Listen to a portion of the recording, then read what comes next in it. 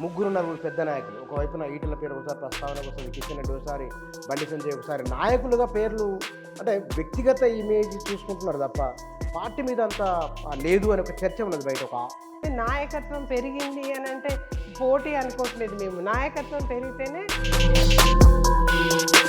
కానీ మొన్నటి అసెంబ్లీ ఎన్నికలు తర్వాత లోక్సభ ఎన్నికలు ప్రజలు పార్టీకి అవకాశం ఇచ్చినప్పటికీ ప్రజలకు బలమైన నమ్మకాన్ని బీజేపీ ఇవ్వలేకపోతున్నది.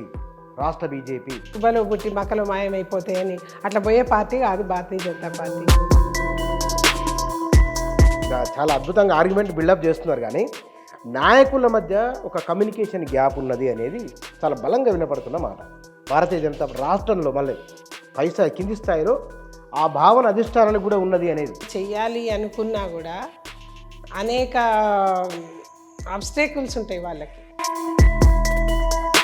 బీజేపీ అధికారంలోకి వస్తున్న ఒకానొక చర్చ నుంచి సందర్భం నుంచి రేవంత్ రెడ్డి అధికారంలోకి రాగలిగిండి, ఆయన తనకు అనుకూలంగా మార్చుకున్న పరిస్థితిని. బహుశా ఆయన ఎట్లా ఉండవచ్చు పరిపాలన మీరు అనుకుంటున్నారు? ఏ ముఖ్యమంత్రిని కూడా స్వచ్ఛందంగా స్వేచ్ఛగా పనిచేసే వాతావరణం అధినాయకత్వం ఇయ్యదు.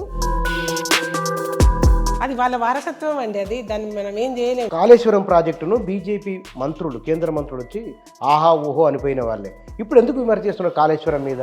కాంగ్రెస్ ఏం మాట్లాడలేదు దాంట్లో అవినీతి జరిగిందని.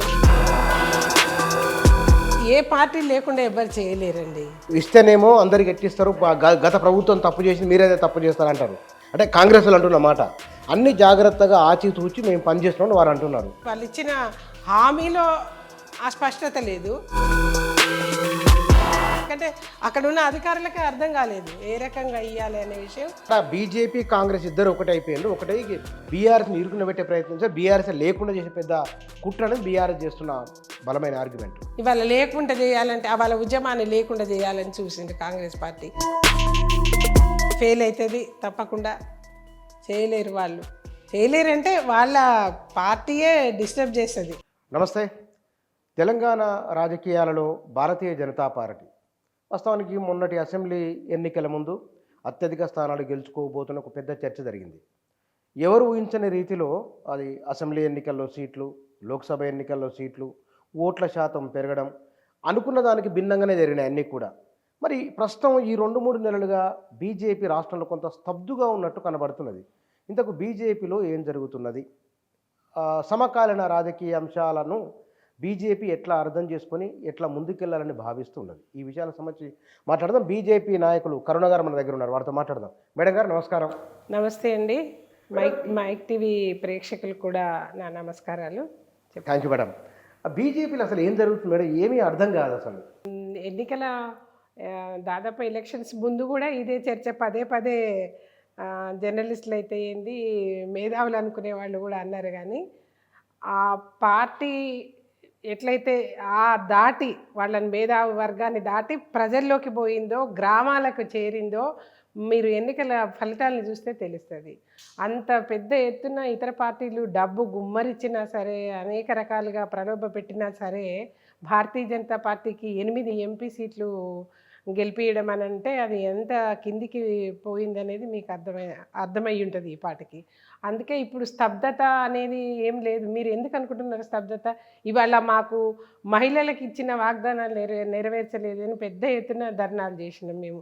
ఏది తులం బంగారం ఏది మీది, మీరు మహిళలకు ఇచ్చిన వాగ్దానాలు ఏవి ఇవి, ఉట్టి ఖాళీ బస్సులు ఉచిత ప్రయాణం అని అదొక్కటే చూపించి మిగతా అన్నీ కూడా ఎగ్గొట్టడానికి ప్రయత్నం చేస్తుండ్రని మేము ఎత్తి ధర్నా పెద్ద ఎత్తున చేసినాం.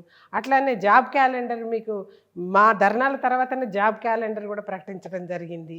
అట్లానే వివిధ సమస్యల మీద, రైతాంగ సమస్యల మీద ఎక్కడికక్కడ మీ బోనస్ ప్రైస్ ఏది, 500 రూపాయలు బోనస్ ప్రైస్ ఇస్తామన్నారు. దాని గురించి అని సన్న ఓట్లు అమ్మకుండా పాపం రైతులు కళ్ళాలల్లో కొందరు దాచుకొని, కొందరు ఎదురుచూసి ఈ మధ్య కాలంలో అమ్మిండ్రు. 500 బోనస్ ప్రైస్ గురించి కూడా మా కిసాన్ మోర్చా పెద్ద ఎత్తున ధర్నాలు చేసినాం. మేమేం స్తబ్దత లేని సమస్యల మీద పోరాడుతూ ఉన్నాము. పార్టీ గెలిపోవటముల గురించి కాదు కదా ఎప్పుడు చర్చ జరిగేది. అయిపోయింది అది, ఎలక్షన్స్ అయిపోయినాయి. ఇప్పుడు ప్రజల సమస్యల మీదనే పెద్ద ఎత్తున ఇప్పుడు మేడం దాని బీజేపీలో ముగ్గురు నలుగురు పెద్ద నాయకులు, ఒకవైపున ఈటల పేరు ఒకసారి ప్రస్తావనకు వస్తుంది, కిషన్ రెడ్డి ఒకసారి, బండి సంజయ్ ఒకసారి, నాయకులుగా పేర్లు అంటే వ్యక్తిగత ఇమేజ్ చూసుకుంటున్నారు తప్ప పార్టీ మీద అంత లేదు అని ఒక చర్చ ఉన్నది బయట. ఒక నిజంగా మీరే అంటున్నారు ముగ్గురు నాయకులు పెద్ద నాయకులు ఉన్నారని. అంటే నాయకత్వాన్ని డెవలప్ చేయాలి అంటే ఒక్క నాయకత్వం కింద ఇవాళ ఎగ్జాంపుల్ నేను చెప్తున్నా, ఓ టీఆర్ఎస్ అంటే వెంటనే మీకు కేసీఆర్ కేటీఆర్ గుర్తొస్తాడు, ఇంకొక నాయకుడే గుర్తురాడు. 10 ఏళ్ళు పరిపాలనలో ఉంది, 20 ఏళ్ళు ఉద్యమంలో ఉంది ఆ పార్టీ, 20 ఏళ్ళ ఉద్యమంలో ఉండి 10 ఏళ్ళు ప్రభుత్వంలో ఉండి కూడా ఇంకొక నాయకుడి పేరే వినపడతలేదు. ఇవాళ భారతీయ జనతా పార్టీ పేరు ఎత్తండి, మీకు ఎవరు నాయకులు కాదు, డీకే అరుణ కూడా నాయకురాలే, అనేక మంది ఇప్పుడు ఎంపీ గెలిచిన రఘునందన్ రావు గారు, అనేక మంది కూడా ఇతర నాయకులు చిన్నవాళ్ళు గెలిచిన వాళ్ళే కాదు, ఓడిపోయిన వాళ్ళు కూడా థిన్ మార్జిన్ తోటి ఓడిపోయిన నాయకులు ఉన్నారు. అట్లా నాయకత్వాన్ని పెంపొందించే దిశగా కూడా పార్టీ ప్రయత్నం చేస్తుంది. నాయకత్వం పెరిగింది అని అంటే పోటీ అనుకోవట్లేదు మేము, నాయకత్వం పెరిగితేనే పార్టీ కూడా డెవలప్ అవుతుందని మేము అనుకునేది. కానీ మనం అసెంబ్లీ ఎన్నికలకు ముందున్న ఒక చర్చ పబ్లిక్లో బీజేపీ రాబోతున్నది వస్తుంది, బీజేపీకి అవకాశం ఉంది అని ఒక చర్చ జరిగింది. కానీ ఆ చర్చ ఎందుకోసమని రీచ్ కాలేకపోయినరు, అది కారణం ఏమై ఉండొచ్చు? అసెంబ్లీ ఎన్నికలు అనేసరికి స్థానికంగా అనేక కూడా ప్రభావితం చేస్తాయి. ఆ రోజున స్థానికంగా కూడా అక్కడ లోకల్ స్థానిక సంస్థల్లో గతంలో జరిగిన ఎన్నికల్లో సర్పంచ్లు అయితేంది, ఎంపీటీసీలు అయితేంది, జెడ్పీటీసీలు అయితే అన్నీ కూడా అధికార పార్టీకి సంబంధించిన వాళ్ళు అయితే మా జిల్లాలో ఉంది, వాళ్ళ కాంగ్రెస్ పార్టీ ప్రభావం ఉండే. అట్లా నేను అదే చెప్పాను, అనేక ప్రలోభాల అనంతరము వచ్చిన రిజల్ట్ అది. అయినా మా ఓటింగ్ శాతంలో చాలా గణనీయమైన అభివృద్ధి కనిపించింది. అంతేగాక మొన్న ఎంపీ ఎన్నికల్లో దేశవ్యాప్తంగానే ఫస్ట్ ప్లేస్లో ఉంది తెలంగాణ, అది ఓటు డెవలప్మెంట్లో, ఓట్ షేర్ డెవలప్మెంట్లో దేశవ్యాప్తంగానే ఫస్ట్ ప్లేస్లో ఉంది. 26%. ఏ రాష్ట్రంలో కూడా ఇంత పెద్ద ఎత్తున ఓటింగ్ షేర్ పెరగలేదు, తెలంగాణలో పెరిగింది. అంటే అది అసెంబ్లీ ఎన్నికల నాడు పడ్డ పునాదే అది. కానీ మేడం, ఇప్పుడు తెలంగాణ ప్రజలు బీజేపీకి అవకాశం ఇచ్చారు, అసలు 8 ఎంపీ సీట్లు రావడం ఊహించలేదు, 8 వస్తాయని, కాంగ్రెస్కి ఎక్కువ వస్తాయనుకున్నారు, కానీ తలకిందులైంది. కానీ మొన్నటి బడ్జెట్లో తెలంగాణకి ఏమి ఇవ్వలేదు అని, అసలు ఇంతమంది మంత్రులుండి ఇవాళ సంకీర్ణ ప్రభుత్వానికి 8 మామూలు విషయంగా తెలంగాణ ఇచ్చింది, ఎందుకు బడ్జెట్లో ఇవ్వలేదు? తెలంగాణకు అంటూ ప్రత్యేకంగా బడ్జెట్ లేకపోయినా ఇప్పుడు భారతీయ జనతా పార్టీ కేంద్రంలో దేశాన్ని ఒక యూనిట్గా చూస్తుంది. తెలంగాణనో ఆంధ్రానో ఇవాళ ఇంకొక రాష్ట్రం ఇంకో రాష్ట్రం అని కాకుండా వెనుకబడ్డ గతంలో తెలంగాణకి ఎయిమ్స్, బీబీ నగర్ని ఎయిమ్స్ చేయటం అయితేంది, గిరిజన యూనివర్సిటీ శాంక్షన్ చేయటం అయితేంది, 10 లక్షల కోట్ల రూపాయల వరకు ఈఎస్ఐ హాస్పిటల్స్ అయితేంది. మీరు ఇవాళ చూస్తున్న నిజంగా బుచ్చన్న, నేను నా ఊహ తెలిసిన దగ్గర నుంచి కూడా ఇంత డెవలప్మెంట్, ఇన్ఫ్రాస్ట్రక్చర్ డెవలప్మెంట్ తెలంగాణలో చూడలేదు నేను. అంత పెద్ద ఎత్తున తెలంగాణకి బడ్జెట్ ఇచ్చింది.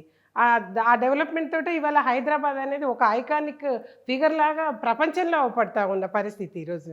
అట్లానే స్కిల్ యూనివర్సిటీకి, అట్లానే ఇప్పుడు ములుగులో గిరిజన యూనివర్సిటీకి వాళ్ళు స్థలం చూపించడానికే ఛానళ్ళు పట్టింది. మీరు ఒక 4 నెలలు ఆగండి, సికింద్రాబాద్ రైల్వే స్టేషన్ ఎట్లా అవపడుతుందో మీకు. ఎయిర్పోర్టు పనికిరాదు, అసలు శంషాబాద్ ఎయిర్పోర్టు కూడా పనికిరాదు, అంత బాగా డెవలప్ చేస్తున్నారు. వందే భారత్ రైళ్ళు ఇవన్నీ తెలంగాణకు ఒక తెలంగాణ అని కాకుండా దేశవ్యాప్తంగా ఒక యూనిట్గా చూస్తూ అభివృద్ధిలో వేగంగా పరిగెత్తుతున్న పరిస్థితి ఈ దేశం, అందులో భాగం తెలంగాణ. అట్లా తెలంగాణని చాలా రకాలుగా డెవలప్ చేసింది. అనేక కాలువలు, నాకు తెలుసు వ్యవసాయ రంగంలో ఎంత ఇవాళ మీరు ఊరికి పోతే రైతు వేదికలు అవపడుతున్నాయండి. మీరు అట్లానే ఊళ్ళలో చూడండి, కాలువలు మొత్తం కూడా తుమ్మ చెట్లు పుట్టి పెరిగిన పరిస్థితి ఉంది. ఇవాళ కాలువలలో నీళ్లు పారుతున్నాయి, కాలువలు కాదు సెంటర్ ఫండ్స్, అవి మొత్తం సెంటర్ ఫండ్. వ్యవసాయ రంగం డెవలప్ కావాలంటే ఉన్న కాలువల్ని డెవలప్, సంచయ్ నిధుల కింద మొత్తం కాలువల్ని క్లీన్ చేసి పెట్టి నిధులు ఇచ్చింది. అట్లనే ఇన్ఫ్రాస్ట్రక్చర్, పెద్ద ఎత్తున ఇన్ఫ్రాస్ట్రక్చర్ డెవలప్ చేసింది, యూనివర్సిటీలు ఇచ్చింది, హాస్పిటల్స్ కట్టింది. ఆ రకంగా తెలంగాణ ఇవాళ హైదరాబాద్ ఎట్లా మీకు ఈ వరల్డ్లో ఐకానిక్ ఫిగర్గా అవపడుతూ ఉంది, తెలంగాణకు నిధులు ఇవ్వకుండా. ఏది వీళ్ళు డిపిఆర్ పంపడమే ఆలస్యము. వీళ్ళు పంపినవి ప్రపోజల్స్ పంపినవి, రాష్ట్ర ప్రభుత్వం ప్రపోజల్స్ పంపినవి అన్నీ కూడా శాంక్షన్ చేసింది కేంద్రం. పాలమూరు రంగారెడ్డి గురించి ప్రస్తావించలేదు, అక్కడ పోలవరం గురించి మాట్లాడింది. బహుశా చంద్రబాబు నాయుడు అక్కడ గవర్నమెంట్లో ఉన్నారు కాబట్టినా. పాలమూరు రంగారెడ్డి గురించి స్టేట్ నుంచి డిపిఆరే పోలేదు. సెంటర్కి పోవాలి, డిపిఆర్ పోవాలి, అప్లికేషన్ పోవాలి, డిపిఆర్ పోవాలి. దాన్ని బట్టి సెంటర్ అలొకేట్ చేస్తుంది ఫండ్స్. పోలేదు అసలు ఇక్కడ. ఆ ప్రభుత్వం ఈ రెండు ప్రభుత్వాలు పంపలేదు, కాంగ్రెస్ బీఆర్ రెండు పంపలేదు. ఇంతవరకు ఈ కాంగ్రెస్ కూడా ఇంతవరకు పంపలేదు. కాంగ్రెస్ ఇప్పుడు వాళ్ళ సంచి చదురుకోవడమే సరిపోయింది ఇప్పటిదాకా. చూడాలి, బాగా గవర్నెన్స్ చేస్తే well and good. A party అయినా సరే తెలంగాణ ప్రజలకు మేలు జరగాలి. ఇప్పుడిప్పుడే ఆయన ఏదైనా రేవంత్ రెడ్డి గారు కూడా చెప్పిండు కదా, మాకు పెద్దన్నలాగా మోడీ ఇప్పుడు కూడా అంటున్నాడు, మాకు తప్పక పెద్దన్నే మోడీ, మాకు అక్కడి నుంచి నిధులు రావాల్సిందే, మేము తెచ్చుకుంటాం. ఆ కాన్ఫిడెన్స్ ఆయనకు కూడా ఉంది. వెళ్ళి తెచ్చుకుంటాం, మేము తెలంగాణను డెవలప్ చేస్తాం అని అంటుండే. ఎందుకంటే ఆయనకు తెలుసు మోడీ గారు గత 10 ఏళ్ల నుంచి అన్ని రాష్ట్రాలకు ఎట్లా డెవలప్మెంట్స్ చేస్తున్నారు అనేది. ఊరికనే స్కిల్ యూనివర్సిటీ నిన్న పోయి శంకుస్థాపన చేసి వచ్చారు. మరి అది సెంటర్ బడ్జెటే స్కిల్ యూనివర్సిటీస్. ఎప్పుడో 5 ఏళ్ళు గత బడ్జెట్లోనే అలొకేట్ చేస్తే ఇంతవరకు వాడుకోలేదు ఇక్కడ ప్రభుత్వము. ఇప్పుడు దానికి శంకుస్థాపన చేసిండ్రు. అదే జరగాలని కోరుకుందాము. మేడం, ఇక్కడ అమిత్ షా వచ్చినా, నరేంద్ర మోదీ ఎవరు వచ్చినా సరే వాళ్ళకు తెలంగాణ చరిత్ర మీద, తెలంగాణ ప్రజల ఆకాంక్షలు వాళ్ళు ఎందుకు సరిగా అర్థం చేసుకోలేకపోయిందని ఒక అభిప్రాయం ఉన్నది. అసలు తెలంగాణ ప్రత్యేక రాష్ట్రం కావాలని టీఆర్ఎస్ పార్టీ పుట్టక ముందు తీర్మానం చేసింది భారతీయ జనతా పార్టీ. భారతీయ జనతా పార్టీ తెలంగాణ ప్రజల కోరిక అర్థం చేసుకోకపోవడం ఏంది? తెలంగాణ టీఆర్ఎస్ పార్టీ పుట్టక ముందే అర్థం చేసుకుంది భారతీయ జనతా పార్టీ. అవసరం, ఇది విడిపోవాల్సిన అవసరం ఉంది, చిన్న చిన్న రాష్ట్రాల్లో అయితే అభివృద్ధికి ఎక్కువ ఛాన్స్ ఉంటుంది అని ఆ రోజునే తీర్మానం చేసింది. ఆ రకంగా ముందడుగు వేస్తూ వేస్తూ ఉద్యమంలో కలిసి పనిచేసింది. కాంగ్రెస్ పార్టీ ఢిల్లీలో ఉండే, గల్లీలో లేకుండే. అలా ఇప్పుడు టీఆర్ఎస్ పార్టీ ఢిల్లీలో లేకుండే, ఈడ ఉంది కానీ ఆడలేదు. భారతీయ జనతా పార్టీ ఒక్కటే ఇక్కడ అక్కడ కొట్లాడింది. అట్లా ఆ రకంగా సుష్మా స్వరాజ్, భారతీయ జనతా పార్టీ లేకుంటే తెలంగాణ వచ్చి ఉండేది కాదు. అంటే తెలంగాణ ప్రజల ఆకాంక్ష ఏంది అని గమనించింది భారతీయ జనతా పార్టీ. ముందు ఆ రోజు నుంచి ఈ రోజు కూడా రాజీ పడకుండా ఏ ప్రజల ఆకాంక్షల విషయంలో కానీ, ప్రజల అవసరాల విషయంలో కానీ రాజీ పడకుండా పోరాడుతున్నది భారతీయ జనతా పార్టీ. రేపు నెరవేర్చబోయేది కూడా భారతీయ జనతా పార్టీ తెలంగాణ ప్రజల కోరికని. కానీ ఇక్కడ మంత్రి పదవులు తీసుకున్నారు బీజేపీ నాయకులు, కానీ ప్రజల సమస్యల మీద పట్టింపు లేదు అని చాలా ఓపెన్గానే మాట్లాడుతున్నారు అందరూ. ఇప్పుడు మీరు ఒక మాట చెప్పండి, ప్రజల్లో ఇప్పుడు మీకు మీ ప్రజల్లో ఉండి పనిచేస్తున్నది ఎవరో మీకు అవపడుతుంది కదా. ఏ కాంగ్రెస్ ఎంపీ ఊరూరా తిరుగుతుంది చెప్పండి? భారతీయ జనతా పార్టీ ఎంపీలు ఊరూరా తిరుగుతున్నారు. గెలిచినాక ఏ ఒక్కరోజు ఇంట్లో నిద్రపోలే వాళ్ళు. మీరు ఆ మంత్రులను మీరు అంటున్నారు కదా, బండి సంజయ్ కానీ, కిషన్ రెడ్డి గారు కానీ, ఈటల రాజేందర్ కానీ, ఇతర నాయకుడు డికే అరుణ గారు కానీ, ఎవరు కానీ ఇవాళ భారతీయ జనతా పార్టీ ఎంపీలు ఊరూరా తిరుగుతున్నారు. ఏ పార్టీ ఎంపీలు తిరుగుతున్నారు ఊళ్ళల్లో చెప్పండి నాకు? వాళ్ళు ప్రజలను అంటిపెట్టుకొని ఉన్నారు. అంటిపెట్టుకొని లేకుంటే అసలు భవిష్యత్తు ఉండదు రాజకీయ నాయకులకి. కాబట్టి భారతీయ జనతా పార్టీ వాళ్ళు పదవుల్లో లేనినాడు కూడా ప్రజలతోటే ఉన్నారండి. వాళ్ళు పదవులు లేనినాడు కూడా. బండి సంజయ్ ఇప్పుడు మంత్రి, పోయినసారి ఎంపీ, అంతకుముందు ఏముంది? ఆయన జనంలో ఉన్నారు వాళ్ళు. ఈటల రాజేందర్ ఏంది, ఆయన ఎప్పుడు ప్రజల్లోనే ఉన్నారు. అరుణ గారు గెలిచేవాడు అసలు ఆమె జనంలో లేకుంటే. అట్లా వాళ్ళు ప్రజల నుంచి ప్రజలతోటి ఉన్నది భారతీయ జనతా పార్టీ నాయకత్వమే ఇవాళ. అందుకే మేము ధర్నాలు చేస్తున్నాం, సమస్యలు ఇమీడియట్గా అటెండ్ కాగలుగుతున్నాం. కానీ మేడం, ఎందుకో కానీ మీరు చాలా అద్భుతంగా ఆర్గ్యుమెంట్ బిల్డప్ చేస్తున్నారు, కానీ నాయకుల మధ్య ఒక కమ్యూనికేషన్ గ్యాప్ ఉన్నది అనేది చాలా బలంగా వినపడుతున్న మాట. భారతీయ జనతా రాష్ట్రంలో మళ్ళీ కింది స్థాయిలో ఆ భావన అధిష్టానానికి కూడా ఉన్నది అనేది. ఇక్కడ మీరు ఒకటి అర్థం చేసుకోవాలి, భారతీయ జనతా పార్టీ నాయకత్వానికి కానీ నాయకులకు కానీ వ్యక్తిగత ప్రయోజనాలు ఉండవు. పార్టీ ప్రయోజనాలు తప్ప, ప్రజల ప్రయోజనాలు తప్ప వ్యక్తిగత ప్రయోజనాలు ఉండవు. వ్యక్తిగత ప్రయోజనాలు ఉంటే అప్పుడు కమ్యూనికేషను, కాంపిటీషను ఇవన్నీ ఉంటాయి. ప్రజల ప్రయోజనాలే మాత్రమే, పార్టీ ప్రయోజనాలు మాత్రం అది ఏకోకృతంగా ఎవరి పని వాళ్ళు చేసుకుంటూ పోతారు. దాంట్లో కమ్యూనికేషన్ గ్యాప్ ఏముంటుంది? ఎవరి పని వాళ్ళు చేసుకుంటారు. మాకు ఒకటే సిద్ధాంతం, ఒకటే కార్యక్రమం, మాకు కార్యక్రమం వచ్చేస్తుంది. ఒకటే సిద్ధాంతం, ఒకటే కార్యక్రమం, ఎవరి పని వాళ్ళు చేసుకుంటూ పోతారు. దాంట్లో వ్యక్తిగత ప్రయోజనాలే లేవు. ఎవరి వాళ్ళు గ్యాప్ క్రియేట్ చేసుకొని పెద్దగా సృష్టించడానికి వ్యక్తిగత ప్రయోజనాలు ఉండవు భారతీయ జనతా పార్టీ నాయకత్వానికి. ఎవరి పని వాళ్ళు చేసుకుంటూ పోతారు. కానీ మొన్నటి అసెంబ్లీ ఎన్నికలు, తర్వాత లోక్సభ ఎన్నికలు, ప్రజలు పార్టీకి అవకాశం ఇచ్చినప్పటికీ ప్రజలకు బలమైన నమ్మకాన్ని బీజేపీ ఇవ్వలేకపోతున్నది. రాష్ట్ర బీజేపీ నమ్మకాన్ని ఇవ్వకుండానే 8 ఎంపీ సీట్లు వస్తాయా? ఎంపీ సీట్లు రావడమే కాదు, మిగతా చోట్ల కూడా సెకండ్ పొజిషన్లో ఉన్నారు. కొన్ని చోట్ల థర్డ్ పొజిషన్. కానీ ఓటింగ్ షేర్ ఇంత డెవలప్ కాదు కదండి. నమ్మకం లేకుండానే ఊరికనే మాయా మచ్చింద్రలాగా మంత్రజాలం వేసి గెలిచిన పార్టీలు ఏమో అంటారు కదా, మా పువ్వలో పుట్టి మక్కలో మాయమైపోతాయని. అట్లా పోయే పార్టీ కాదు భారతీయ జనతా పార్టీ. అది స్థానికంగా ఒక సిద్ధాంతం కోసం పనిచేస్తూ ఉంటుంది. ఆ సిద్ధాంతం ప్రజల సమస్యలు కూడా ఉంటాయి దాంట్లో. సో ప్రజలకు నమ్మకం కలిగితేనే అన్ని ఓట్లు వేసిండ్రు. తప్పకుండా భవిష్యత్తులో భారతీయ జనతా పార్టీయే ఈ రాష్ట్రానికి దారి చూపించగలదని నమ్ముతారు. అప్పుడు వస్తుంది, సమయం వస్తుంది. అంత తొందరపడాల్సిన అవసరం కూడా లేదు. కేంద్రంలో రాలేదా? ఈ 2 ఎంపీలు ఉన్న కాంచి 280 మంది రాలేదా? 330 రాలేదా? బీజేపీ కాంగ్రెస్ రెండు, మీరు ఇందాక మాట రేవంత్ రెడ్డి దాన్ని పట్టుకొని రాగలిగిన మాట నిజ ముందుకు అవకాశాన్ని రేవంత్ రెడ్డి చాలా అద్భుతంగా వినియోగించుకోగలిగినప్పుడు బీజేపీ ఎక్కడ వైఫల్యం చెందింది? రేవంత్ రెడ్డి అవకాశాలని అద్భుతంగా వినియోగించుకుంటని ఎక్కడ ఇంకా ప్రూవ్ కాలేదు. ముఖ్యమంత్రి ఎక్కడ ఆయన ఇప్పుడు డిపిఆర్స్ పంపితే కేంద్రం ఇస్తుంది, కేంద్రం నాకు నిధులు ఇవ్వలేదు అని అంటున్నాడు. ఆయన తెచ్చి ఈ రాష్ట్రాన్ని బాగా చేసినప్పుడు కదా ఎట్లా అవకాశాలను ఆయన వినియోగించుకున్నాడు. ఇప్పుడు పార్టీ చూస్తే, పార్టీ పరంగా చూసినా ఇంకా తెలంగాణ ప్రజలకు ఏం మేలు జరిగినట్టు? ఉచిత బస్సు ఇచ్చిన వాగ్దానం, రైతు రుణమాఫీ, ఉచిత బస్సు, దాంట్లో 1,00,000 చిక్కుముళ్ళు పెట్టి ఇచ్చిండు. ఇప్పుడు ఆ ముళ్ళు ఇప్పుకుంటేందుకు అధికారులకు రైతులకు దిక్కుదోస్తలేదు. దానికి ఒక టైం లిమిట్, రుణమాఫీకి టైం లిమిట్ పెట్టిండ్రు. ఇన్కమ్ ట్యాక్స్ కట్టేవాడికి ఏనంటుండ్రు. పిల్లలు ఉద్యోగస్తులు అయితే కూడా తండ్రికి రుణమాఫీ జరగలేదు చాలా చోట్ల. ఇప్పుడు ఎంక్వైరీకి టోల్ ఫ్రీ నెంబర్లు పెడితే వాటికి వందల కొద్ది కాల్స్ వస్తూ ఉన్నాయి, మాకు కాలేదని.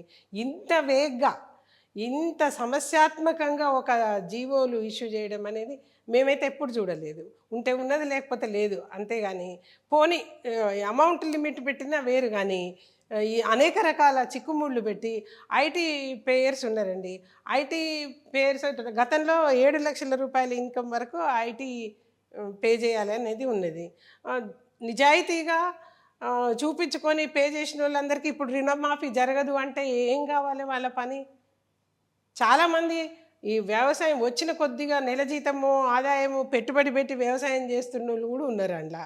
మరి వాళ్ళందరికీ రాదు కదా.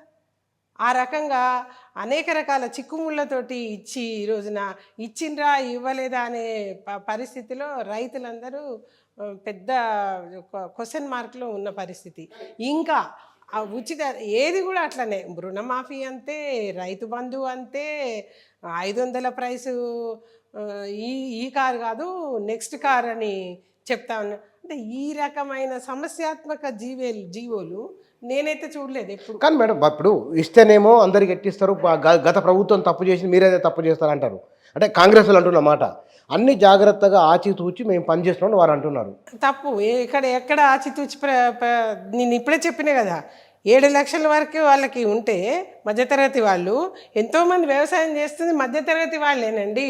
ఇక్కడ ఎంప్లాయీ ఇప్పుడు నీలాంటి వాళ్ళకి నాలాంటి వాళ్ళకి ఒక 10 ఎకరాలు ఉంటుంది అనుకోండి, అది ఆ 10 ఎకరాలు చూసుకొని పోయి దున్నుకుంటా బతకలేం కదా. ఇక్కడ ఈ ఉద్యోగమో ఏదైనా చేసి బతుకుదాము, అది కూడా వ్యవసాయం చేయడమే తప్ప ఇప్పుడు నేరం అయిందా? అందుకని అసలు వాళ్ళు ఇచ్చిన జీవోలనే, వాళ్ళు ఇచ్చిన హామీలో ఆ స్పష్టత లేదు. ఆ జీవోలో స్పష్టత లేదు, ఇప్పుడు అమలులో అంతకంటే స్పష్టత లేదు. ఎందుకంటే అక్కడ ఉన్న అధికారులకే అర్థం కాలేదు ఏ రకంగా ఇవ్వాలి అనే విషయం. అధికారి రోజు ఒక మాట చెప్తున్నారు అక్కడ ఏ వాళ్ళు పోయి అడిగితే. మీకు వస్తుంది అని ఒకరోజు చెప్తారు, తెల్లారిపోతే మీకు రాదు అని చెప్తారు. అక్కడ కింద ప్రజలు ఎదుర్కొంటున్న సమస్య చెప్తా అంటే ఉన్నారు. కొద్ది మంది ఇప్పుడు లక్షలాది మందికి దగ్గర దగ్గర 15-16 లక్షల మందికి మాఫీ అయింది ఇప్పటి వరకు. కొద్ది మందికి అని ఉండదు, అసలు మధ్యతరగతి వాళ్ళే ఎక్కువ చెప్తున్నా నేను. చాలా మందికి రావట్లేదు, అది చాలా మందికి రావట్లేదు. ఒక సన్నకారు అసలు ఆదాయం లేకుండా వ్యవసాయం మీద ఆధారపడి బతికే వాళ్ళు 2 ఎకరాలు 3 ఎకరాల వాళ్ళు తెలివిగా అప్పులు తెచ్చుకొని చేసుకున్న వాళ్ళు తక్కువ. వాళ్ళకి ఏమందుతుంది వాళ్ళకి? ఇప్పుడు రైతు బంధు ఉంది, రైతు బంధు వ్యవసాయదారునికి రైతుకు వస్తుంది. ఒకవేళ ఎవరైనా కౌలు తీసుకొని వ్యవసాయం చేసుకున్నారు అనుకోండి, వాళ్ళకి ఒకవేళ మీరు ఆ ఎంఎస్పి కనుక బోనస్ ప్రైస్ ఇస్తే వాళ్ళకి ప్రయోజనం జరిగి ఉండేది కదా, అది వాళ్ళకి ఇవ్వలేదు. ఎవరికి ప్రయోజనం చేసినట్టు? దాంట్లో స్పష్టత లేదంటున్నాం మేము. మీరు ఇచ్చిన హామీ దాదాపు ఇప్పుడు అసెంబ్లీ ఎన్నికలై ఇప్పుడు ఎన్ని నెలలు, ఇంతవరకు మీరిచ్చిన హామీ జీవో కావడానికి ఇన్నాళ్ళు పడితే దాంట్లో స్పష్టత ఇవ్వడానికి మళ్ళీ 1 సంవత్సరం. కానీ వాళ్ళు అన్నారు అసలు బడ్జెట్ ఏమీ లేదు, అప్పులు చేస్తూ గత ప్రభుత్వం చేసిన అప్పులను మిట్టీలు కట్టడానికి సరిపోతున్నది, మాకు అన్ని సర్దుబాటు చేస్తున్నాం, చాలా జాగ్రత్తగా వెళ్తున్నాం అంటున్నారు. మీకు హామీలు ఇచ్చేటప్పుడు తెలియదా? హామీలు ఇచ్చినప్పుడు తెలియదా ఏమీ లేదనే విషయం? ఎందుకు ఏమీ లేదు, ఏమీ లేకుండా అయింది తెలియదా? హామీలు ఇచ్చినప్పుడు తెలియదా? ఎందుకు ఆ ఉచితాలు బస్సు ప్రయాణం? ఇప్పుడు మీరు ఊళ్ళల్లో పోయి మీ జర్నలిస్టులే పోయి అడగండి, మీకు ఏం ప్రయోజనం జరిగింది ఉచిత బస్సుల వల్ల అని. ఇప్పుడు ఒక అమ్మాయికి పెళ్లి చేసుకుంటే తులం బంగారం ఇస్తానంటివి నువ్వు, కళ్యాణ లక్ష్మి పెంచి ఇస్తానంటివి. ఇప్పుడు వాళ్ళు ఎదురు చూసి మగపిల్లానికి బట్టతలకాయ వస్తుంది, ఆగు అని ఆడపిల్ల ఆగవయ్యా నువ్వు నాకు రావాలి తులం బంగారం వస్తుంది ఆగవయ్యా అంటే మగపిల్లానికి బట్టతలకాయ వస్తుంది, ఆడపిల్లకు ఉన్న వయసు పోతుంది. ఆ పరిస్థితి ఉంది ఊళ్ళల్లో. నిజంగా వాళ్ళు ఈయన ఇచ్చినట్టే ఇక మేము చేసినట్టే అనే పరిస్థితి ఉంది ఊళ్ళల్లో. జనంలో తిరుగుతున్నాం మేము, సమస్యలు చెప్తున్నారు వాళ్ళు. ఇదివరకు కళ్యాణ లక్ష్మి గతంలో కొంచెం లేటుగా వచ్చినా వస్తుంది అని, వీళ్ళు అధికారంలోకి వచ్చినాక, కాంగ్రెస్ పార్టీ అధికారంలోకి వచ్చినాక ఆ రోజుల్లో జరిగిన పెళ్ళిళ్ళ కళ్యాణ లక్ష్మి చెక్కులే అందలేదు ఇంకా. కానీ ఓవరాల్గా మీకు మునుపటి ప్రభుత్వం ఈ ప్రభుత్వం ఇప్పటి వరకు చూస్తే కనుక ఎవరు బెటర్ వేలో ఉన్నట్లు అనిపిస్తున్నది మీకు? ఇంతవరకు ప్రభుత్వం ఇంకా వేచి చూడాలి. వీళ్ళు ప్రజావాణి అన్నారు, ప్రజల నుంచి కంప్లైంట్స్ తీసుకున్నారు. అవి అసలు అందులో మీరు ఒక శ్వేతపత్రం విడుదల చేయండి, ఇన్ని కంప్లైంట్స్ వచ్చినాయి, ఇన్ని సాల్వ్ చేసినాము, ఇవి సమస్యలని ఒక్క శ్వేతపత్రం విడుదల చేయమనండి చూద్దాం. ఏ ఒక్క సమస్య అయినా పరిష్కరించిండ్రో గవర్నమెంట్ని అడగండి. మొత్తం తీసుకున్నారు, చెత్తబుట్టలు కాదు ఆ గూళ్ళలో దోషిపెట్టిండ్రు. ఒక్క సమస్య కూడా ఈ రోజున వాళ్ళు పాపం ప్రజలు ఆ రోజున పెద్ద ఎత్తున ఆశపడి లైన్లు క్యూలు కట్టి సమస్యలు తెచ్చిపెడితే ఇంతవరకు ఆ సమస్యల వ్యవస్థ ఆ యంత్రాంగము పనిచేసిన అవన్నీ సార్ట్అవుట్ చేసి పెట్టిండ్రు, అంతేగాని వాటి సమస్య పరిష్కారాలు కాలేదు. వాళ్ళని శ్వేతపత్రం విడుదల చేయమనండి పార్టీని. మాకు ఇన్ని కంప్లైంట్స్ వచ్చినాయి, ఆ ప్రభుత్వాన్ని ఇన్ని కంప్లైంట్స్ వచ్చినాయి, ఈ కంప్లైంట్స్ ఇవి పరిష్కారం చేసినామని ఇవ్వమనండి. లేదు, ధైర్యం లేదు. కానీ ఒక మాట మేడం, నరేంద్ర మోదీ అధికారంలోకి వచ్చి 10 ఏళ్ళు అయిపోయి 3వ టర్మ్ నడుస్తున్నది. మొత్తం ఈ దేశంలో నిరుద్యోగులకు ఆల్టర్నేటివ్ చూపించలేకపోయింది ఆయన. రేవంత్ రెడ్డి వచ్చి స్కిల్ యూనివర్సిటీ అంటున్నారు, లేకపోతే కనుక మరొకటి ఒక తాపత్రయం ఉన్నదని కాంగ్రెస్ వాళ్ళు చెప్తున్నారు. అనేక చోట్ల స్కిల్ యూనివర్సిటీస్, స్కిల్ సెంటర్స్, లక్షల స్కిల్ సెంటర్స్ స్టార్ట్ అయినాయి. ఇప్పుడు వీరు ఏదో స్కిల్ యూనివర్సిటీ అని మొదలుపెట్టి ఆనంద్ మహీంద్ర అని చైర్మన్ పెట్టిండ్రు, అది కూడా సెంటర్ ప్రపోజలే. స్కిల్ సెంటర్స్ అంటే ఎక్కడికక్కడ స్కిల్ సెంటర్స్ స్టార్ట్ అయినాయి already. Startup India, make in India, వాటికి పెట్టుబడులకు ప్రోత్సాహము. పైగా ఈ బడ్జెట్లో స్టార్టప్ ఇండియాలో పెట్టుబడి, ఇదివరకు ఇన్వెస్టర్కి కూడా ట్యాక్స్ పడేది, ఇప్పుడు ఆ ట్యాక్స్ తీసేసిండ్రు. అంటే ఫ్రీగా వచ్చి ఇన్వెస్ట్ చేయగలగాలి. ఇప్పుడు మన ఎన్ఆర్ఐస్ ఉంటారు, వీళ్ళు ఉంటారు పెద్ద పెద్దోళ్ళు, మళ్ళీ ఇంట్లో పెడితే కూడా ట్యాక్స్ ఎందుకు, అది వస్తుందో రాదో అనే సందేహం లేకుండా స్టార్టప్స్లో ఇన్వెస్ట్ చేస్తే ట్యాక్స్ ఫ్రీ. అట్లాంటి చాలా హెల్ప్ ఎంకరేజ్మెంట్స్ ఇచ్చి make in India, startup India, standup India, skill centres ఇవన్నీ అనేకం చేసిండ్రు. ఇది ఇప్పుడు సరే ప్రభుత్వ స్థలం ఉంది, స్కిల్ యూనివర్సిటీ స్టార్ట్ చేసిన ఒక మంచి విషయమే. కానీ దాన్ని ఎట్లయితే స్టార్ట్ చేసిండ్రో ఇదివరకు వేసినట్టు శిలాఫలకాలు వేయకుండా కాంగ్రెస్ ప్రభుత్వం అలవాటు అది. అంటే అప్పుడు ఒక నెగటివ్ సెంటర్లో కూడా కాంగ్రెస్ ఉండేది కాబట్టి వీళ్ళు అనుకున్నా ఆడ కాకపోయేది. ఇప్పుడు మోడీ గవర్నమెంట్ ఉంది కాబట్టి ఈ కాంగ్రెసా కమ్యూనిస్టా ఏది చూడకుండా అన్ని రాష్ట్రాలకి నిధులు ఇస్తున్నారు కాబట్టి వీళ్ళు కనుక చిత్తశుద్ధితో పనిచేస్తే తప్పకుండా అది డెవలప్మెంట్ అవుతుంది. ఈ ఆల్రెడీ స్కిల్ సెంటర్స్ పనిచేస్తూ ఉన్నాయి. పనిచేయడమే కాదు, వాటికి లోన్స్, ముద్రా లోన్స్ ఉన్నాయండి. ఇప్పుడు ఇదివరకు 10 లక్షల లిమిట్ ఉండే, ఈ బడ్జెట్లో 20 లక్షలు చేసిండ్రు. మొత్తం ముద్రా లోన్స్ వాడుకుంది మహిళలే, 85% మహిళలే. ఏది బ్యూటీ పార్లర్లకి, టైలరింగ్ సెంటర్లకి, అనేక రకాలుగా చిన్న చిన్న వ్యాపారాలు, కిరాణా కొట్లు, కూరగాయల షాపులు, పండ్ల షాపులు, ఆ రకంగా 85% మహిళలే వాడుకున్నారు దాన్ని. అంటే మహిళా సాధికారత అనేది ఏ రకంగా ఆర్థిక అభివృద్ధిలో ఏ రకంగా పెరిగిందో మీరు చూడాలి. ఇవాళ వాళ్ళకి పొదుపు అయితేంది, బ్యాంక్ అకౌంట్స్. నేను బ్యాంక్లో వర్క్ చేసిన 20 ఏళ్ళు. మా దగ్గర ఎవరైనా డబ్బులు ఉన్నోళ్ళు సూట్ కేసులు పట్టుకునే వచ్చేది ఆ రోజుల్లో బ్యాంకుకి. ఇప్పుడు అందరికీ బ్యాంక్ అకౌంట్లు, ఎవ్రీ బెనిఫిట్. నేను ఆ రోజున అనుకున్న డిజిటలైజేషన్ చేసి 1000 రూపాయల నోట్లు రద్దు చేసినాడు, అయ్యో మోడీ గారు పొరపాటు చేసిండా ఏంది, క్యాష్ కరెన్సీ లేకుండా ఎట్లా నడుస్తుంది ఈ వ్యవస్థ, ఇంత పెద్ద వ్యవస్థ, 130 కోట్ల ప్రజలు కదా, పైగా ఇల్లిటరేట్స్ ఎక్కువ మన దగ్గర, ఇంకా అంత ఎత్తుకు సాంకేతిక జ్ఞానం లేదు అనుకున్నా. కానీ అసలు ఎంత త్వరగా ఈ రోజున పాలవాడు, పూలవాడు, కూరగాయ కొట్టుడు అందరూ అక్కడ స్కానింగ్ సెంటర్ పెట్టిండ్రు, డిజిటల్ పేమెంట్స్ చేస్తూ ఉన్నారు, ఫోన్పే, డబ్బులు అవసరం. అంటే ఎంత తొందరగా నెట్వర్క్ డెవలప్ అయింది చూడండి. కానీ మేడం మీరు మెచ్చుకుంటున్నారు, కానీ బిగ్ డిజాస్టర్ పెద్ద నోట్ల రద్దు అనేది. అదే అంటున్నా నేను, బిగ్ డిజాస్టర్ ఎవరికి? ఆర్థిక ఉగ్రవాదులకు బిగ్ డిజాస్టర్. దాచుకున్నారు కదా కట్టలు గోడల్లో, బాత్రూముల్లో, లేకపోతే ఉగ్రవాదుల డంపుల్లో ఫేక్ కరెన్సీ నోట్స్ తయారు చేసిన వాళ్ళకి డిజాస్టరే. జనానికి కాదు. జనానికి డిజాస్టర్ అయితే జనం అంతా తిరగబడేవాళ్ళు కదా.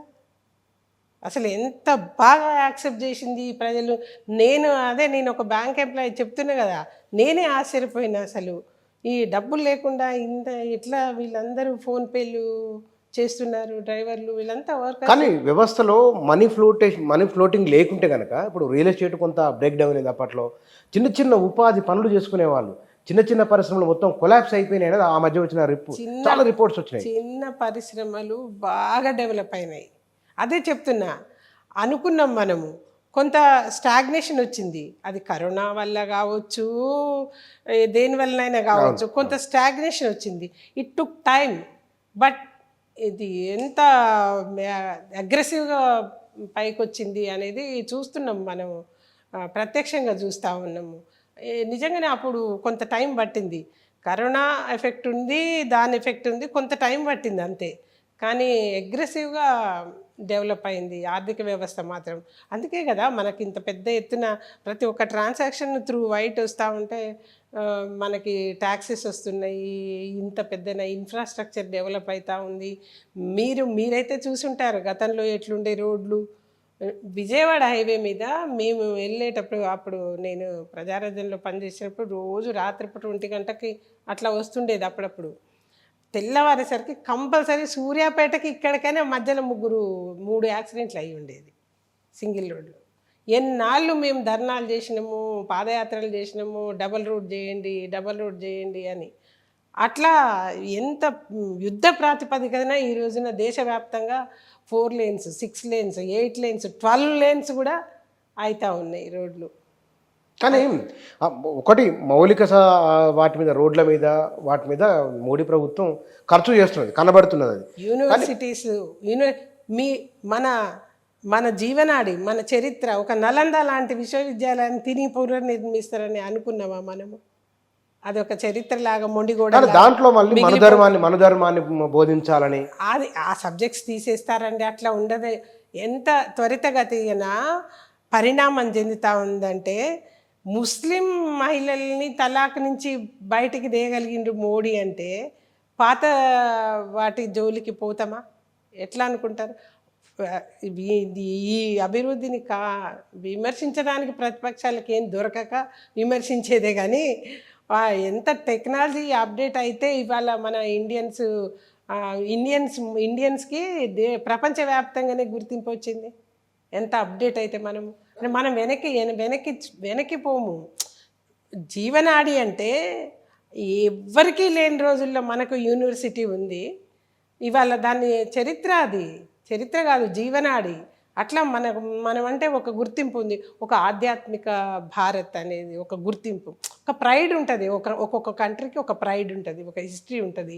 దాన్ని మనం ఎప్పటికప్పుడు నిత్య నూతనంగా ఉంచుకుంటేనే కదా మళ్ళీ. కానీ మీరు మేడం నరేంద్ర మోదీ 10 ఏళ్లలో చేసిన అన్ని కార్యక్రమాలు, అభివృద్ధి కార్యక్రమాలు చెప్తున్నారు. కాళేశ్వరం ప్రాజెక్టును బీజేపీ మంత్రులు, కేంద్ర మంత్రులు వచ్చి ఆహా ఓహో అనిపోయిన వాళ్ళే. ఇప్పుడు ఎందుకు విమర్శ చేస్తున్నారు కాళేశ్వరం మీద? కాళేశ్వరం ప్రాజెక్టు గురించి అప్పుడు కూడా చెప్పింది. దాని ప్రయోజనము రైతులకు అందాలి అనేది ఏకైక లక్ష్యం భారతీయ జనతా. కానీ దాని అవినీతిని విమర్శిస్తున్నాం మేము. దాంట్లో జరిగిన అవినీతిని విమర్శిస్తున్నాం మేము. 1,00,000 కోట్ల ప్రాజెక్టు, ఇది 1,00,000 కోట్ల ప్రాజెక్టు, అసలు దాని బడ్జెట్ అంత పెట్టొద్దు దానికి అని అప్పుడు కూడా చెప్పిండ్రు. ఇప్పుడు కేంద్ర మంత్రులు కూడా చెప్పిండ్రు. ఇప్పుడు కూడా అదే అంటున్నాం. దాని మీద జరిగిన అవినీతిని విమర్శిస్తున్నాం. వాళ్ళ కూడా విమర్శించినాం మేము, దీంట్లో అవినీతి జరిగింది అని. ఎవరు మాట్లాడలేదు అప్పుడు? కాంగ్రెస్ ఏం మాట్లాడలేదు దాంట్లో అవినీతి జరిగిందని. ఇవాళ కూడా తీయమనండి, ఒక కంప్లైంట్ పెట్టమనండి. పెడతారా? పెట్టరు. వీళ్ళు వాళ్ళతో కూడా కొల్లుడవుతారు. ఇవాళ బయటికి తీయమనండి. కాళేశ్వరం ప్రాజెక్టులో అవినీతి జరిగిందని చెప్పి అధికారంలోకి వచ్చిండ్రు కాంగ్రెస్ పార్టీ వాళ్ళు. ఇవాళ తీయమనండి. కానీ అవినీతి కంప్లైంట్ కానీ ఇక్కడ బీజేపీ కాంగ్రెస్ ఇద్దరు ఒకటి అయిపోయిండ్రు. ఒకటి బీఆర్ఎస్ని ఇరుకున పెట్టే ప్రయత్నించారు. బీఆర్ఎస్ లేకుండా చేసే పెద్ద కుట్ర అనేది బీఆర్ఎస్ చేస్తున్న బలమైన ఆర్గ్యుమెంట్. బీఆర్ఎస్ లేకుండా ఏ పార్టీ లేకుండా ఎవరు చేయలేరండి. అది దాన్ని ఈ ప్రజాస్వామ్య వ్యవస్థనే మనం అవమానం చేసినట్టు. అట్లా అంటే ప్రజలకు తెలుసు ఎవరు ఏం చేస్తున్నారు. ఆ ఉద్యమ వారసత్వం నుంచి వచ్చిన పార్టీ అని 10 ఏళ్ళ అవకాశం ఇచ్చిండ్రు ప్రజలు. 10 ఏళ్ళ అవకాశం ఇచ్చిండ్రు. ఇవాళ లేకుండా చేయాలంటే వాళ్ళ ఉద్యమాన్ని లేకుండా చేయాలని చూసిండ్రు కాంగ్రెస్ పార్టీ. అయిందా? మీకు తెలుసు కదా, పెద్ద ఎత్తున దాడులు చేసిండ్రు, కొట్టిండ్రు, యూనివర్సిటీల్లో మూసేసిండ్రు, అనేక. ఆగిందా? అది ఎవ్వరు ప్రజాస్వామ్యాన్ని అవమానం చేసినట్టు మనం పార్టీని ప్రజలు నిర్ణయించిండ్రు. అది వాళ్ళు ప్రజలకు దూరం అయినరు. 10 ఏళ్ళు సహించిండ్రు వాళ్ళని.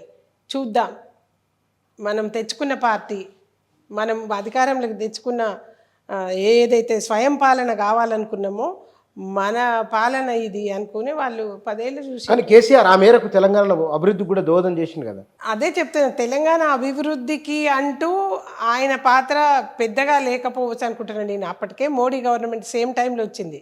2014లోనే మోడీ గారు వచ్చిండ్రు. అన్ని రాష్ట్రాలతో పాటుగా తెలంగాణ కొత్తగా ఏర్పడ్డ రాష్ట్రం కాబట్టి దీనికి కావాల్సిన వనరులు ఏది పంపితే అది శాంక్షన్ చేసి పంపిండ్రు వాళ్ళు. కానీ నరేంద్ర మోదీ డబ్బులు ఇవ్వని కారణంగానే, కేంద్ర ప్రభుత్వం సహకారం లేని కారణంగానే ఎక్కువ అప్పులు తీసుకొచ్చి అభివృద్ధి చేయాల్సి వచ్చిందనేది బీఆర్ఎస్ నాయకులు చాలా సందర్భాల్లో చెప్పారు. అవినీతి వల్ల అప్పులు తెచ్చిండ్రు వీళ్ళు. అవినీతి వల్ల అప్పులు తెచ్చిండ్రు. అవినీతి కోసం అప్పులు తెచ్చిండ్రు. లేకపోతే ఈ పరిస్థితి ఉండదు. ఎందుకంటే అన్ని రాష్ట్రాల్లో డెవలప్ చేసిండ్రు. ఏ రాష్ట్రాలు చేయలేదే ఇంత పెద్ద ఎత్తున అప్పులు? ఏ రాష్ట్రం చేయలేదు. తెలంగాణ ఎందుకు చేసింది? ఏం చేసింది? జరిగిన అభివృద్ధికి తెచ్చిన అప్పులకు సమతుల్యం ఏది? అసలు బ్యాలెన్స్ లేదు. అప్పులు తెచ్చినాము మేము, ఈ మోడీ గారు ఇవ్వకపోతే అసలు ఇక్కడ జరిగేది లేదు. మొత్తం ట్యాక్సెస్ నుంచి 43% యాక్చువల్గా వచ్చింది వీళ్ళకి. పైగా అసలు యూనివర్సిటీకి అయితే, ఎయిమ్స్కి అయితే, ఈ ఇన్ఫ్రాస్ట్రక్చర్ డెవలప్మెంట్స్కి అయితే మొత్తం సెంట్రల్ ఫండ్సే. నేషనల్ హైవేకి నితిన్ గడ్కరీ వచ్చి వాళ్ళు ఇవాళ మీకు గ్రామ పంచాయతీల్లో కార్మికులకు జీతాలు ఇవ్వలేని పరిస్థితి ఉండే. మొత్తం సెంటర్ బడ్జెట్ పెట్టి వీధి లైట్ల కానించి, రోడ్ల కానించి, కార్మికులకు జీతాల కానించి, శ్మశాన వాటికల కానించి, రైతు వేదికల దగ్గర నుంచి సెంట్రల్ ఫండ్స్ పంపించి ఇప్పుడు మొత్తం ప్రతి గ్రామంలో నిర్మించిన పరిస్థితి. ఇదంతా సెంటర్ డెవలప్మెంట్ అవపడదా? వెళ్ళి అడగండి, ఎక్కడ ఏ ఊళ్ళో కూడా ఆ, దాన్ని ఎంత డెవలప్మెంట్ చేసిండ్రు అనేది. డైరెక్ట్ గవర్నమెంట్కి పంపి ఉంటే అది కూడా అవినీతి పాలై ఉండేది. సెంట్రల్ గవర్నమెంటే మొత్తం డైరెక్ట్ అంటే అభివృద్ధి ఏం లేకుండా అవినీతి జరిగిందా గతంలో? గతంలో ఎప్పుడు కాంగ్రెస్ గవర్నమెంట్లో అవినీతి జరిగింది, బీఆర్ఎస్ ప్రభుత్వంలో కూడా అవినీతి జరిగింది. పర్సంటేజ్ ఇంకెక్కువ అయింది అది. కానీ మేడం పాలమూరు రంగారెడ్డి ఒక ప్రాజెక్టు తర్వాత డిపిఆర్ఏ పంపలేదు ఇంతవరకు. పాలమూరు రంగారెడ్డి ప్రాజెక్టుకి డిపిఆర్ఏ పంపలేదు వీళ్ళు. అందుకే కదా మనము మొన్న అసలు ఆ నినాదం కూడా తీసుకొచ్చినాం. ఉత్తర తెలంగాణ మొత్తం డెవలప్ చేసిండ్రు, దక్షిణ తెలంగాణ వెనకబడేసిండ్రు, ఇది ఎందుకు ఎత్తలేదు అని మేము ఆ స్లోగన్ కూడా ఎత్తుకున్నాం. కాకపోతే మనం విభజన అనేది ప్రజల మధ్యన చూపించకూడదు, మనము ప్రాజెక్టు కోసం పోరాటం చేద్దాము అనే విషయాన్ని హైలైట్గా తీసుకున్నాం మేము. కానీ మీరు కేసీఆర్ హయాంలో హైదరాబాద్లో వచ్చిన నిర్మాణాలు కానీ లేకపోతే కనుక కృష్ణా గోదావరి వాటిపైన చిన్న చిన్న ఆనకట్టలు, చెరువుల పూడిక తీత, ఇవంతా తెలంగాణకు కొత్త లైఫ్ ఇచ్చినాయి కదా. ఇన్ని సంవత్సరాల గుజరాత్ కంటే, పంజాబ్, హర్యానా కంటే తలసరి ఆదాయంలో పోటీ పడింది తెలంగాణ. మీరు అంగీకరించరా ఇది? తెలంగాణకు ఉన్న వనరులు అట్లాంటివి. అదే కదా మనం ఉద్యమం చేసినప్పుడు కూడా తెలంగాణకి వనరులు ఉన్నాయి, తెలంగాణకి ఆర్థిక స్వావలంబన ఉంది, అది మాకు చెందట్లేదు అనే కదా మన నిధులు మన నియామకాలు అనేది. కాబట్టి తెలంగాణకి ఉంది. కృష్ణా ఎక్కువ బారేది మన తెలంగాణలోనే, గోదావరి ఎక్కువ బారేది మన తెలంగాణలోనే, హైదరాబాద్ ఉంది మన తెలంగాణలోనే. ఆ రకంగా అనేక రకాలుగా తెలంగాణ ఉంది. మనం ఎప్పుడైతే ప్రత్యేక రాష్ట్రం అయిందో ఆ డెవలప్మెంట్ మనం కళ్ళారా చూస్తూ ఉన్నాం. ఈ రోజున ఇంకా ఎక్కువ అవకాశం ఉండే, చేయలేదు అనేదే మా తాపత్రయం. కానీ మేడం గడిచిన 10 ఏళ్లలో కేసీఆర్ ఒక బలమైన నాయకత్వం ఉన్నది, పార్టీ 10 ఏళ్ళు పరిపాలించింది. బీజేపీ అధికారంలోకి వస్తున్న ఒకానొక చర్చ నుంచి, సందర్భం నుంచి రేవంత్ రెడ్డి అధికారంలోకి రాగలిగిండి. ఆయన తనకు అనుకూలంగా మార్చుకున్న పరిస్థితిని బహుశా ఆయన ఎట్లా ఉండవచ్చు పరిపాలన మీరు అనుకుంటున్నారు? ఎట్లా ఉండొచ్చు అని మీరు అనుకుంటున్నారు? మీ అంచనా? నా అంచనా అంటూ అని కాదు, భారతీయ జనతా పార్టీ అంచనా అయినా నా అంచనా అయినా గతం అనుభవాలు చూసుకున్నాం మనము. కాంగ్రెస్ పార్టీ ఎప్పుడు కూడా ఒక నాయకుడిని మంచిగా పరిపాలన చేయడానికి అవకాశం కల్పించలేదు. కాంగ్రెస్ పార్టీ అధినాయకత్వం ఏదైతే ఉందో, సరే రేవంత్ రెడ్డి గారు మంచి చెడు ఆయన సమర్థత వాటి మీద నేను మాట్లాడను. కాంగ్రెస్ పార్టీ ఇట్ సెల్ఫ్ ఎప్పుడు కూడా ముఖ్యమంత్రుల్ని స్వచ్ఛందంగా పనిచేసే అవకాశం ఇవ్వలేదు, ఆ స్వేచ్ఛ ఇవ్వలేదు. అదే కొనసాగుతుందని నేను అనుకుంటున్నాను. కానీ రాహుల్ గాంధీ ఆయన చెయ్యాలి అనుకున్నా కూడా అనేక ఆబ్స్టేకిల్స్ ఉంటాయి వాళ్ళకి. సో అది అట్లా జరుగుతుంది అని నేను అనుకోను. అది వాళ్ళ వారసత్వం అండి, అది దాన్ని మనం ఏం చేయలేము. ఎందుకంటే అక్కడ మారలేదు కదా, అక్కడ ఆ నాయకత్వం మారలే కదా. రాహుల్ గాంధీ మారడు, వాళ్ళు అక్కడ నాయకత్వం మారలేదు, వాళ్ళ ట్రెడిషన్ అది. ఏ ముఖ్యమంత్రిని కూడా స్వచ్ఛందంగా స్వేచ్ఛగా పనిచేసే వాతావరణం అధినాయకత్వం ఇయ్యదు, ఈ లోకల్ నాయకత్వం కూడా ఇయ్యదు. కానీ లేదు మేడం, అక్కడ రాహుల్ గాంధీ మొన్న లోక్సభలో చూసినాం కదా, పార్లమెంట్ సమావేశంలో మునుపటి కంటే చాలా బెటర్మెంట్ అయింది. ఆయన అర్థం చేసుకుంటున్నాడు. పార్టీలో కూడా అందరికి కింది స్థాయిలో అందరికీ అధికారాలు బాలకే చేసినాం, ఎవరి పెత్తనాలు ఉండవు అని అంటున్నారు వాళ్ళు. అట్లే చెప్తారు, అట్లే చెప్తారు. వాళ్ళ ట్రెడిషన్ అది చెప్తారు, వాళ్ళ రక్తం అది, వాళ్ళ వారసత్వం అది. మనం ఒకటి ఊహించుకుంటాము. నాకు అనిపిస్తుంది, నాకే అనిపించడం కాదు, మా అమ్మ ఒక సభలో ఉంది చెప్పింది, మీరు కూడా చాలా ఈ దొరనెట్లా నమ్మిండ్రా అంటే, దొర వారసత్వం ఒకటి ఉంటుంది. సో అది కనపడ్డది తెలంగాణ ప్రజలకి. అట్లా వాళ్ళ వారసత్వం ఒకటి ఉంది. వాళ్ళు స్వేచ్ఛగా పనిచేయనియరు ముఖ్యమంత్రిని. ఇక మరి ఆటపోట్లన్నింటిని తట్టుకొని వాళ్ళు ఎంతవరకు చేయగలరు అనేది ఇక చూడాలి మనం, అంతే. టైం ఇక్కడ లోకల్ నాయకత్వం కూడా బాగా వాళ్ళు సీజన్డ్, ఆ వారసత్వంలో పెరిగిన నాయకత్వమే అది. చేయనిస్తారు అని నేను అనుకోవట్లేదు. కానీ మేడం ఇక్కడ 2 రాష్ట్రాల ముఖ్యమంత్రులు, చంద్రబాబు నాయుడు బీజేపీతో అటాచ్ అయి ఉన్నారు, ఇక్కడ రేవంత్ రెడ్డి కొత్తగా వచ్చింది. ఇక్కడ మనకు పోతిరెడ్డిపాడు ఇష్యూ ఒకటి ఉన్నది, తర్వాత ముంపు మండలాల సమస్య ఒకటి ఉన్నది. మీరేమైనా సరే చంద్రబాబుతో బీజేపీలో ఉన్నారు కాబట్టి పోతిరెడ్డిపాడు ఇష్యూ, పాలమూరు రంగారెడ్డికి నీళ్ళ కేటాయింపు, ఈ విషయాన్ని మనం చొరవ తీసుకుంటుందా బీజేపీ, ఆశించవచ్చా? అది ఇప్పుడు కాంగ్రెస్ పార్టీ ఉన్నప్పుడు పంచాయతీ పెట్టి కూర్చుంది ఇద్దరికి. పోతిరెడ్డిపాడు ఒకటి మొదలుపెట్టి దాని తర్వాత పంచాయతీ. ఇప్పుడు పరిష్కారం దిశగా బీజేపీ ఆలోచిస్తుంది. దానికి ఒక బోర్డు వేసింది. అంతవరకు కాంగ్రెస్ పార్టీ వేయలేదు. ఇప్పుడు కృష్ణా ట్రిబ్యునల్ బోర్డుని పటిష్టం చేసి దానికి పరిష్కారం కోసం ఒక బోర్డు వేసింది. మీటింగులు జరుగుతూ ఉన్నాయి. అది తర్వాత జరిగే పరిణామంలో ఆ బోర్డు ఏ నిర్ణయం తీసుకుంటే అది ఇరు రాష్ట్రాలకు ప్రయోజనాలు కలిగించేటట్టు కూడా తీసుకుంటారు. ఇవాళ మీరు అనేకము చూసినా కూడా ఇవాళ ఇప్పుడు రేవంత్ రెడ్డి గారు కానీ గతంలో కేసీఆర్ ఉన్నప్పుడు ఆ మీటింగ్కే పోలే పిలిస్తే. ఇప్పుడు అది పరిష్కారం దిశగా ఆలోచిస్తే పోవాలి కదా, మీటింగ్కే పోలేదు. ఒక్క మీటింగ్ కూడా అటెండ్ చేయలేదు. ఎందుకు? అదే బీజేపీ పిలుస్తుంది కదా, ఆడ దొరకం వీళ్ళు, ఇది నా రాజ్యం, పోలే మీటింగ్కి. మీరు తీసి చూడండి, మీ దగ్గర ఉంటుంది. ఒక్క మీటింగ్ కూడా పోలేదు. ఇప్పుడు కూర్చోబెట్టి మాట్లాడుతూ ఉన్నారు. మరి ఇప్పుడు కూడా వీళ్ళ వైఖరి ఎట్లుంటుందో చూడాలి. ఇప్పుడైతే ఒక మీటింగ్ అటెండ్ చేసినట్టున్నారు కాంగ్రెస్ పార్టీ నుంచి ఉత్తమ్ కుమార్ రెడ్డి గారు. సో ఎట్లుంటుందో చూడాలి ముందు. అది ఇరు రాష్ట్రాల ప్రయోజనాలను కాపాడే పరిస్థితి ఉంటుంది భారతీయ జనతా పార్టీలో అయితే ముఖ్యంగా. ఎందుకంటే దేశవ్యాప్తంగా ఒక సిద్ధాంతంతో పోతున్నారు. దానివల్ల మనకు పెద్దగా అసలు ఇప్పుడు వచ్చేసింది, శ్రీశైలం నిండింది, సాగర్ నిండుతూనే ఉంది, అటు పోతున్నాయి కానీ అది సమస్యే. దాన్ని పరిష్కరించాల్సిన అవసరం ఉంది. అంటే ఈ సీఎంకు కొంచెం కష్టం తప్పినట్లే, నీళ్లు లేవు అనే బాధ తప్పినట్లే. లేకపోతే ఇక అసలు కేసీఆర్ పోయిండు, ఇక వానలు పోయినాయి, ఇవన్నీ నిజంగానే వర్షాలు లేవు. పాపం అక్కడ బడబట్టి మనం బతికిపోతున్నాం కానీ లేకపోతే అసలు వర్షాలు లేవు. ఈసారి మూసికి వరదనే రాలేదు ఇప్పటివరకు. కాలంలేండి, ఒక్కొక్కసారి పడతాయి, ఒక్కొక్కసారి పడవు. గత 7 ఏళ్ళ నుంచి పడుతూనే ఉన్నాయి. అప్పుడప్పుడు ఒకసారి వస్తుంది కదా, అట్లా లేవు. కానీ మనకి ఈ మొత్తానికి అయితే డ్యామ్లు అయితే నిండినాయి. కృష్ణా మీద మనకు గోదావరి, కృష్ణ రెండు పుష్కలంగా నీళ్ళు వచ్చేసాయి. కృష్ణ, మూసి కానించి ఇప్పుడు పర్మనెంట్ ప్రాజెక్ట్స్ లాగా అయినాయి. నీళ్ళ ప్రాబ్లం ఏమి ఉండదు. కానీ రైతులకు మాత్రం కంపల్సరీ 500 అదనంగా గవర్నమెంట్ ఏదైతే హామీ ఇచ్చిందో అది ఇవ్వాలి. ఇస్తేనే వాళ్ళకి కొంచెం ఊపిరి పీల్చుకున్నట్టు అవుతుంది. ఎందుకంటే ఖర్చులు బాగా పెరిగిపోయినాయి, సాగు ఖర్చులు చాలా పెరిగిపోయినాయి. వాళ్ళు రైతు భరోసా ఇస్తున్నారు కదా, త్వరలో ఇస్తామన్నారు.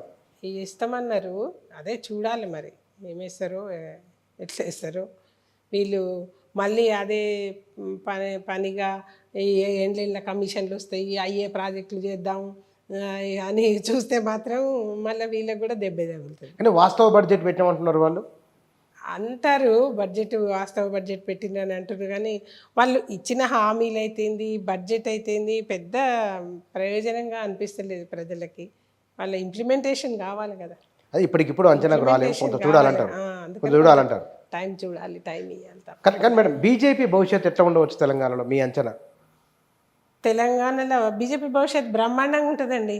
మొన్న 5 ఏళ్ళు ఇంకా ఎలక్షన్స్, ఎంపీ ఎన్నికలు బట్టి చూస్తే బ్రహ్మాండంగా ఉంటుంది. ప్రజలు టర్న్ అయినరు, చూస్తారు. కాంగ్రెస్ పార్టీ ఫెయిల్ అవుతుంది తప్పకుండా. చేయలేరంటే వాళ్ళ పార్టీయే డిస్టర్బ్ చేస్తుంది. ఏ అంశాలు చేయలేదని మీరు అంచనాతో ఉన్నారు? వీళ్ళు తులం బంగారం ఇయ్యలేరండి. మామూలు పేద ప్రజలు ఎదురు చూస్తున్న విషయంలో తులం బంగారం ఇయ్యలేరు. ఎంఎస్పి 500 రూపీస్ ఇవ్వలేరు. వాళ్ళు పెద్ద ఎత్తున సాగవుతుంది వరి. గవర్నమెంట్ ఊరికనే హామీలు ఇచ్చి పడేసి గవర్నమెంట్ అధికారంలోకి వచ్చిండ్రు. ఇవ్వలేరు. రైతు భరోసా ఇవ్వలేరు, అందరికీ ఇవ్వలేరు. రైతు భరోసా మార్చారు. ఇంకా పైగా ఏదో ధరని మార్చి భూమాత అని పెట్టిన వాళ్ళే తలకాయ నొప్పి పని చేసేటట్టే. వీళ్ళు ఇంకా వాటి మీద స్పష్టమైన అవగాహన లేదు. ముఖ్యంగా అది రేవంత్ రెడ్డి గారిని స్వేచ్ఛగా పని చేయించుకునే వాతావరణం ఉంచుతుందా కాంగ్రెస్ పార్టీ అనేది ఒకటి. హామీలు కూడా తక్కువ హామీలు ఇచ్చిండ్రు, అవన్నీ నెరవేర్చడం కష్టం. అందుకని కూడా ఫెయిల్ అవుతారు. భారతీయ జనతా పార్టీ టోటల్గా ప్రజలకు ఉచితాల కంటే ప్రజల్ని స్వయం శక్తులుగా తయారు చేయడానికి కోసమే ఏకైక సిద్ధాంతం మాది. కేంద్రంలోనైనా రాష్ట్రంలోనైనా ఆ దిశగా తప్పకుండా ప్రయత్నం చేస్తాం మేము. కొత్త అధ్యక్షులు బీజేపీకి ఎవరు రావచ్చు? 2-3 పేర్లు బయట వినబడుతున్నాయి. పార్టీ ఎవరు నిర్ణయిస్తే వాళ్ళు ఇక్కడ నాయకత్వాన్ని సంప్రదించే చేస్తుంది పార్టీ. ఏదో బీసీలకు అవకాశం ఇద్దాం, ఎంకరేజ్ చేద్దాం అనే భావనతో ఉన్నారని అంటున్నారు. మరి అవును, మరి ఇవ్వాలి కూడా ఎన్నాళ్ళు ఈ తెలంగాణ మీద ఈ రెడ్ల పెత్తనం దొరల పెత్తనం ఇవన్నీ బీసీలకు ఇవ్వాలి, అవకాశం ఇవ్వాలి. 85% వాళ్ళు ఉన్నారు, 80% వాళ్ళు ఉన్నారు. ఇప్పుడు పెద్ద ఎత్తున మాదిగల వర్గీకరణ వచ్చింది తెలంగాణకి, అదొక పెద్ద బూస్ట్.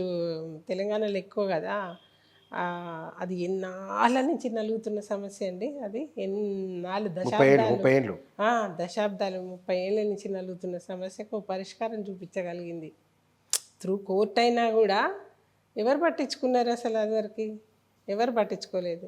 అట్లా మౌలికమైన సమస్యల పరిష్కారం దిశగా భారతీయ జనతా పార్టీ పనిచేస్తుంది. అధ్యక్షుడు బీసీలకు తప్పకుండా స్థానిక నాయకత్వాన్ని సంప్రదించి ఇస్తుంది. ఎవరైనా ముఖ్యులనే పార్టీ ప్రజలకు ప్రయోజనం జరిగేటట్టే చూస్తుంది. పార్టీ కట్టుబడి పనిచేసే వాళ్ళనే చేస్తుంది. Thank you madam, thank you very much. Thank you. Bharatiya Janata party రాష్ట్రంలో ఆ పార్టీ ముందున్న సవాళ్ళు, అవకాశాలు ఏమిటి, వీటితో పాటుగా ప్రస్తుతం కాంగ్రెస్ ప్రభుత్వ పనితీరు ఎట్లా ఉందనే తదితర అంశాలపైన వారి అభిప్రాయాలు ఇవి. Thank you.